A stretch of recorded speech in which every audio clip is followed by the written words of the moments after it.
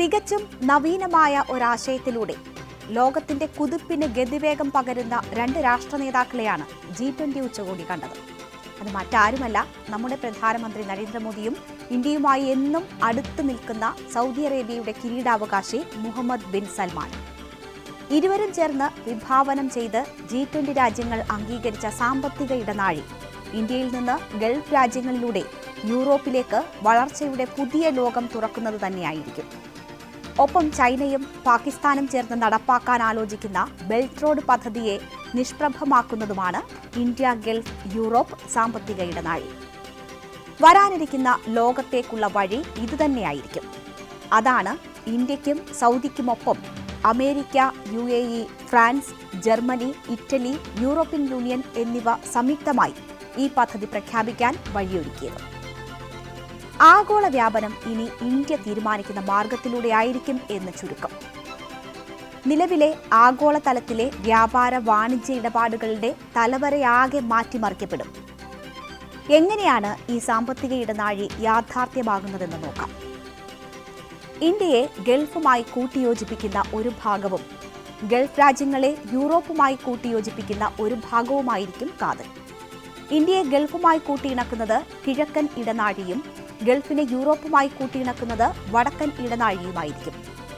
റോഡിലൂടെയും കടലിലൂടെയും train മാർഗവുമുള്ള ഗതാഗത സംവിധാനങ്ങൾ ഈ ഇടനാഴികൾക്ക് ജീവൻ പകരും.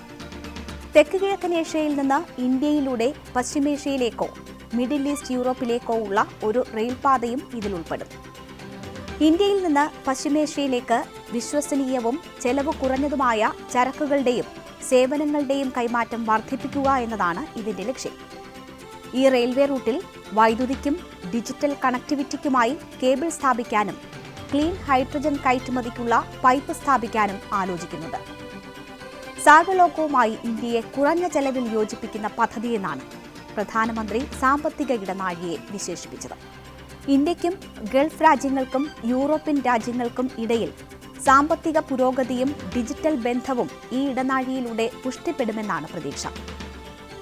സൗദി അറേബ്യയും ഇന്ത്യയും തമ്മിലുള്ള ബന്ധം ഭൂഖണ്ഡത്തിലെ സമാധാനത്തിനും സുസ്ഥിരതയ്ക്കും അനിവാര്യമാണെന്ന പ്രധാനമന്ത്രിയുടെ വാക്കുകളും ഏറെ പ്രസക്തമാണ്. ഇന്ത്യയെ സംബന്ധിച്ച് വലിയ മേൽക്കൈയാണ് ഈ തീരുമാനം നൽകുന്നത്. ചൈനയ്ക്ക് വലിയ തിരിച്ചടിയായിരിക്കും ഇന്ത്യ സൗദി യൂറോപ്പ് ഇടനാഴി. ഇന്ത്യ ഉപഭൂഖണ്ഡത്തിൽ ഇനി ഇന്ത്യയെ വെല്ലാൻ ആരുമില്ലെന്ന് നമുക്ക് ഉറപ്പിക്കാം. ഇന്ത്യയും സൗദിയും യൂറോപ്യൻ രാജ്യങ്ങളും ചേർന്ന് പദ്ധതി പ്രഖ്യാപിച്ചതോടെ ഇറ്റലി ചൈനയുടെ ബെൽറ്റ് റോഡ് പദ്ധതിയിൽ നിന്ന് പിന്മാറിയതായി പ്രഖ്യാപിച്ചു. ചൈന പദ്ധതിയിൽ നിന്നുള്ള പിന്മാറ്റം മാത്രമല്ല, ഇന്ത്യയുടെ പദ്ധതിക്ക് പൂർണ്ണ പിന്തുണയും ഇറ്റലി വാഗ്ദാനം ചെയ്തു. ചൈനയെ ശക്തമായി എതിർക്കുന്ന രാജ്യമെന്ന പ്രതിച്ഛായ പാശ്ചാത്യ ലോകത്ത് ഇന്ത്യക്ക് വലിയ സ്വീകാര്യതയാണ് നൽകുന്നത്. അത് പുതിയ ഇടനാഴി പദ്ധതിയിലും പ്രതിഫലിക്കുന്നുണ്ട്. പാശ്ചാത്യ പിന്തുണയോടെ വ്യാപാര രംഗത്ത് ചൈനയെ പിന്തള്ളി ഇന്ത്യക്ക് വൻ ശക്തിയാകാനുള്ള വഴിയും ഒരുങ്ങി. എന്തുകൊണ്ടും ഇന്ത്യക്ക് നേട്ടമാണ് ഈ സാഹചര്യം നൽകുന്നത്. രാജ്യാന്തര തലത്തിൽ ചൈനയെ ഒറ്റപ്പെടുത്താനുള്ള US, യൂറോപ്പ്, ജപ്പാൻ സഖ്യത്തിന്റെ നിലപാടിനൊപ്പം നിൽക്കുന്നത് വൻ നേട്ടമാണ് ഇന്ത്യക്കുണ്ടാക്കുക. പാകിസ്ഥാനും വലിയ അടിയാണ് കിട്ടിയത്. ഇക്കാലം അത്രയും പാകിസ്ഥാൻ വലിയ അടുപ്പമുള്ള രാഷ്ട്ര നേതാവായി കരുതിപ്പോന്നത് സൗദി കിരീടാവകാശി സൽമാനെ കൂടിയാണ്.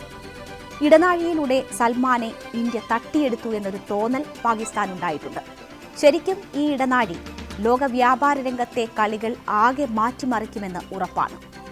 രാജ്യാന്തര രാഷ്ട്രീയത്തിലും സമൂലമായ മാറ്റമുണ്ടാകും. ഇന്ത്യ സൗദി അറേബ്യ ബന്ധം കൂടുതൽ കെട്ടുറപ്പുള്ളതാവുകയാണ്. ഗൾഫ് മേഖലയിൽ ഇതോടെ പാകിസ്ഥാന്റെ സ്വാധീനം വലിയ തോതിൽ കുറയും. ഇന്ത്യയും സൗദിയും തമ്മിലുള്ള വ്യാപാര ബന്ധം കൂടുതൽ കരുത്തുള്ളതാകും. ഗ്രിഡ് കണക്ടിവിറ്റി, പുനരുപയോഗ ഊർജ്ജം, ഭക്ഷ്യസുരക്ഷ, സെമി കണ്ടക്ടറുകൾ, ചരക്ക് വിതരണ ശൃംഖല തുടങ്ങിയ മേഖലകളിൽ സൗദിയുമായുള്ള സഹകരണം മെച്ചപ്പെടുത്തുമെന്ന് മോദി G20 ഉച്ചകോടിക്കിടയിൽ സൽമാനുമായുള്ള കൂടിക്കാഴ്ചയ്ക്ക് ശേഷം എക്സിൽ കുറിച്ചിരുന്നു.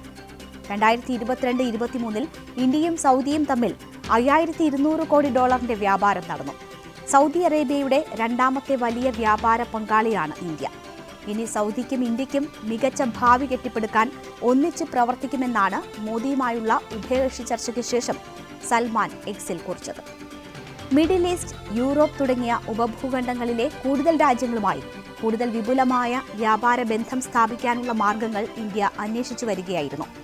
വടക്കു പടിഞ്ഞാറ് ഭാഗത്ത് പാകിസ്ഥാന്റെ സാന്നിധ്യം സൃഷ്ടിച്ചിരുന്നത് വലിയ തടസ്സമാണ്. അതിന്റെ വെളിച്ചത്തിൽ ഇറാനിലൂടെ യൂറോപ്പിലേക്കും മിഡിൽ ഈസ്റ്റിലേക്കും വിശ്വസനീയമായ ഒരു കണക്ടിവിറ്റി സൃഷ്ടിക്കാൻ ദീർഘനാളായി ഇന്ത്യ ശ്രമിച്ചു വരികയായിരുന്നു. എന്തായാലും ആ അന്വേഷണങ്ങൾക്കെല്ലാം അവസാനമായിരിക്കുന്നു. ലോകം കണ്ടതിൽ വെച്ച് ഏറ്റവും പ്രധാനമായ പദ്ധതി വരികയാണ്. ഇനി ആരാണ് ഇതിന്റെ പിന്നിൽ പ്രവർത്തിച്ചതെന്ന് കൂടി അറിയണം. ഇന്ത്യക്കും മിഡിൽ ഈസ്റ്റിനും അമേരിക്കയ്ക്കുമിടയിൽ ഒരു കപ്പൽ, റെയിൽ കണക്ടിവിറ്റി എന്ന ആശയം ഇക്കഴിഞ്ഞ മെയ് മാസം സൗദി അറേബ്യയിൽ US, സൗദി, UAE, ഇന്ത്യ എന്നീ രാജ്യങ്ങളുടെ ദേശീയ സുരക്ഷാ ഉപദേഷ്ടാക്കളുടെ യോഗത്തിൽ വെച്ചാണ് ഉരുത്തിരിഞ്ഞത്.